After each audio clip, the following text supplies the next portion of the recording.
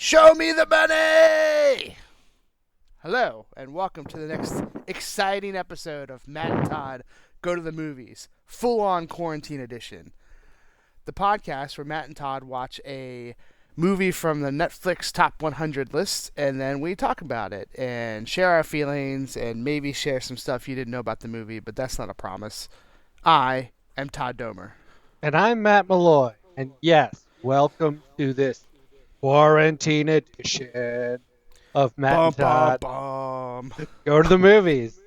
Today we're going to be reviewing, giving our gut reactions to the classic Jerry Maguire from Jerry Maguire. 1991. Is that how old this is?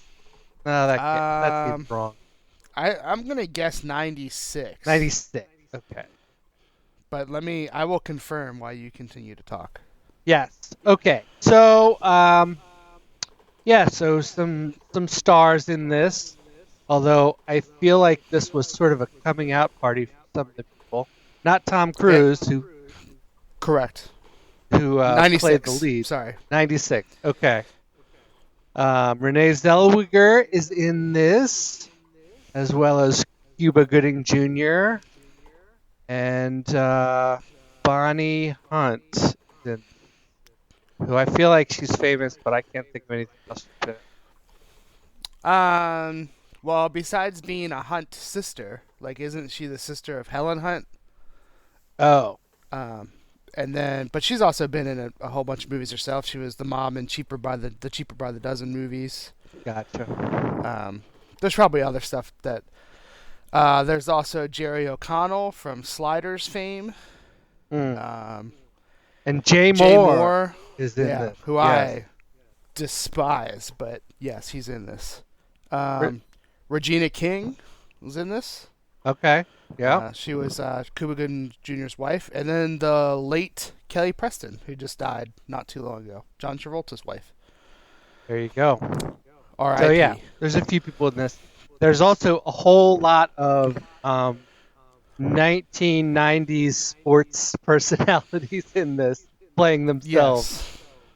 Who, I was watching the movie and I was like, I recognize that guy. I think, isn't that such and such? But a lot of them have sort of fallen out of the public eye, so to speak. But, sure. So Jerry Maguire, what's it about? It's about a sports agent played by Tom Cruise named Jerry Maguire, the titular character, who is working he's like a cutthroat guy, and he works at a place that's like a pretty toxic work environment where everyone just cares about the deal getting done and all that stuff. And at some point, he has a little bit of a change of heart about how he wants to do business, and his firm finds out about that, and they fire him. Basically, they're like, "You're not shark anymore like we want." So yeah, you're out of here. You're not cutthroat. Blah. That's right.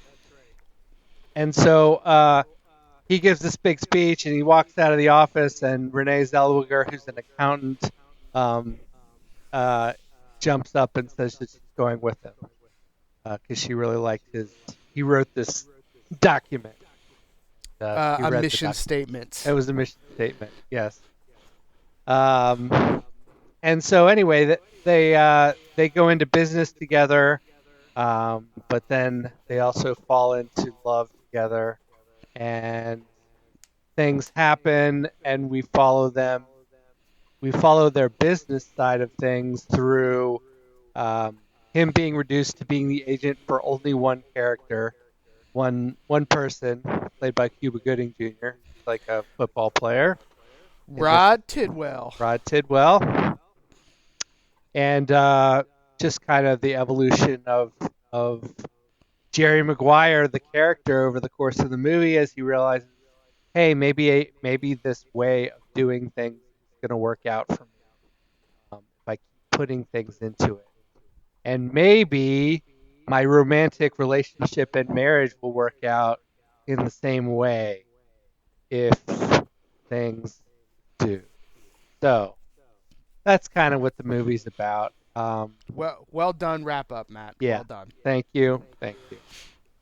What did you think of this film, Todd? Well, definitely to start, I have definitely seen this movie before, and I think it's a really good movie. I think it's filled with a lot of great performances that honestly kind of just to me are standing the test of time. Thinking about how it's been, you know, we're next year will be the 25th anniversary of Jerry Maguire, which is weird to think about, but right, 25, Uh, 96. I think that adds up. Yes. Yeah, that's just crazy to think about to me. But yeah, so first and foremost, I am a huge fan of Tom Cruise as an actor. I mean, I don't know what to think about him and the personal life and all that kind of stuff. But when it comes to acting, I think he is just one of the best and doesn't get enough credit for that. And I think this movie is definitely one of those times where he like shows that. I mean, it's a movie that's not full of action, which is kind of what he's known for now, and he's got to really carry most scenes by being charismatic and delivering kind of just weird lines that work out. And I think he's really truly extraordinary. So I just wanted to start with that he is phenomenal in this movie. Other great performances. I mean, Cuba Gooding Jr. won Best Supporting Actor in this movie, and well deserved. He's plays a very charismatic wide receiver for the Arizona Cardinals, and his character is very. Besides being charismatic, his character is incredibly deep at times, which I enjoy. It's like so much charisma, and then it's like these weird scenes of just like nuggets of true deep thought, which is just fun to me. Renée Zellweger, I think, does a good job in this movie, but I'm just not that big of a fan of hers. So I guess the fact that I can say that she does good and not cringe when I say it is a benefit to her. Even Jay Moore, who I despise, does. I mean, everyone does a really good job in this movie. Kelly Preston does a good job. Even the sports people who are like just in this movie, none of them even they don't even really do this movie's really good all the way around, I think. And it's a good script. It's like got great direction. I don't feel like at any point you're really bored in this movie. I mean, even though it's not like an action movie, you're just kind of like hanging on the idea of what's going to happen next in this kind of story of these two people, and specifically the story of Jerry Maguire and his life falling apart and trying to figure out what's next for him. There's a little couple of things that are weird that don't play so well nowadays, like when they first start the company and he comes over to her house drunk and he goes to make out with her and goes for a touchy-feely boob grab. And it's a little weird because he's her boss, and those things, not that they were ever good, but certainly nowadays they are very much cracking down on. So little dated in some senses like that. But I do think this movie has one of the best kind of love-struck monologues at the end, where it's just, every girl and guy's favorite rom-com monologue at the end that Tom Cruise delivers. And, the old "you complete me" thing is just phenomenal. Like, even, I mean, I've probably seen this movie tons of times, and I was watching it last night, and I was like, man, that's still a great monologue. That's still a great scene. And, yeah, I mean, I don't know what else to really say about this movie except for it's good. I think people, if you haven't seen it, that's crazy to me. Go see it. There's not really a reason why you shouldn't see it. I don't think it's the best movie ever made, but it's still really good. So, yeah, Oh, the one side note that made me laugh through the entire movie was as they talk about how much players get paid in 1996 in the NFL compared to how much they're paid now was very amusing to me. Yeah. Of very small compared to what money's being thrown around nowadays was just humorous. So if you're a sports person in that aspect and you want to see how things were rocking in '96 compared to how they are in 2020, that will get a kick. Hopefully, it'll get a kick out of you like it did me. Matt, what'd you think? Well, fortunately, I not only thought I had seen this movie before, but I actually had seen it before. So that's breaking a streak for me. I think Yeah, I know. uh, of being surprised that I hadn't seen something that I watched. But yeah, I agree with you. This is a good movie. It was nominated for Best Picture. It didn't win. I don't know what did, Yes. but Tom Cruise was also nominated for Best Actor. He didn't win. But Yes.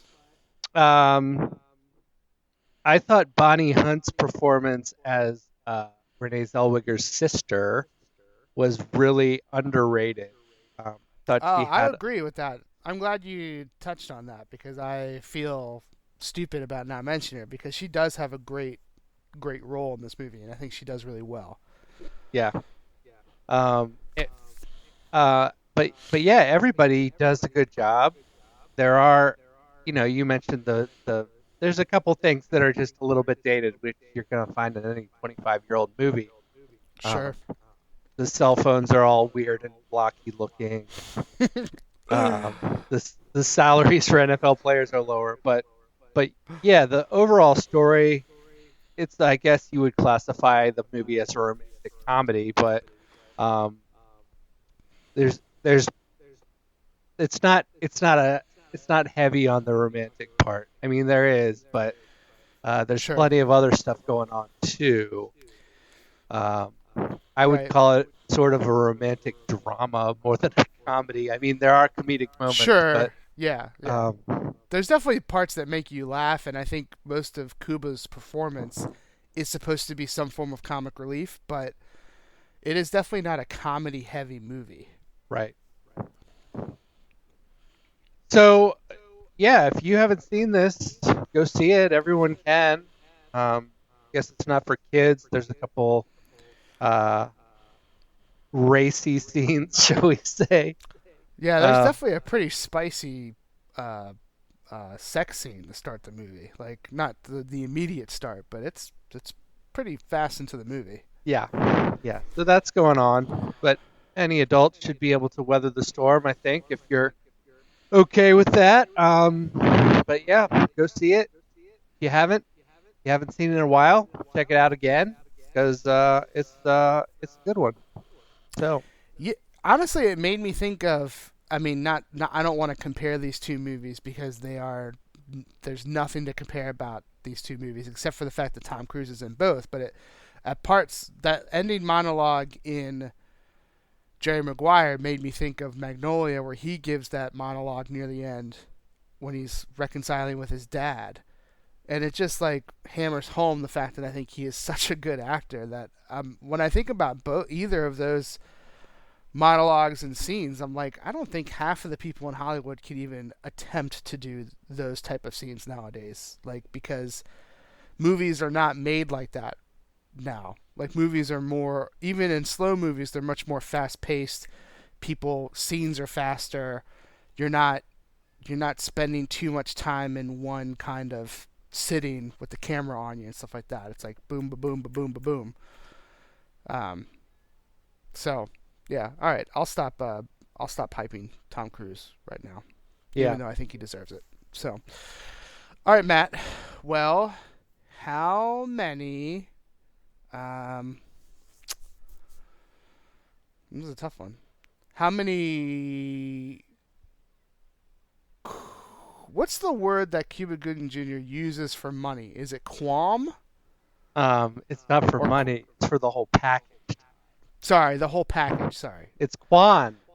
Quan. Q Quan. Yes. A N. Yes. How many kwans would you give this movie out of 5? How many 0 to kwans? 5. So 0 to 5 kwans. I'm giving this movie 4 kwans. Um, Nice. this is a good one, and one that you should add to your repertoire if you hadn't seen it. And yeah, it's good all around. There's some good music in this movie as well. Um, Yeah, the movie definitely lets you know when you're in a love scene, like not talking about sex, just talking about love by playing, Bruce Springsteen's song that I can't remember the name of. But Quiet, it's just like Secret Garden. Secret Garden or something. Yeah, Yes. just the quiet. Like every time it gets it gets quiet in the movie, and it's just like kind of. It's not my favorite Bruce Springsteen song because it's so quiet, and it's almost like he's mumbling through it. He's like, that you've been her. Like it's just like starts, and you're like, oh, I'm in for some serious talking, maybe some kissing or something as soon as that music hits. So, yeah, I'm pretty close to you. I think I'm gonna give it a 4.1. This is where I landed on. So we're right, pretty much right there. For a movie that if you haven't seen it, go see it. Like there's just no reason not to. So, especially if you believe us at all. Like I understand if you're like maybe you're like I don't know about those guys, but I feel pretty confidently in saying, hey, go see it. Yeah. I'll stand behind this one. And you could have young Jonathan Lipnick tell you that a human head weighs 8 pounds. That's true. It's a movie that made America fall in love with this little kid that probably destroyed this little kid's life. Right. I can't think of anything else he did after that. So he was in Stuart Little. Oh, okay. But yes, I don't think if I remember my VH1's Where Are They Nows when they talk about actors, I don't think much past Stuart Little was it very great for him. Although I don't think he is anymore, but at some point he became an MMA fighter. I'm almost positive. So maybe he found a way to get out that aggression. I guess so. And his hidden knowledge of, the human head weighs 8 pounds that probably helped him in his fighting career. Probably. Well, our human heads weigh 8 pounds, but we're done with this podcast, so we're going to wrap it up where we reviewed Jerry Maguire, and we gave it high marks at 4.05 kwans out of 5. So thank you for listening. Keep listening. We'll see you next time on Matt and Todd Go to the Movies. Da da da da Da da da da da da da da.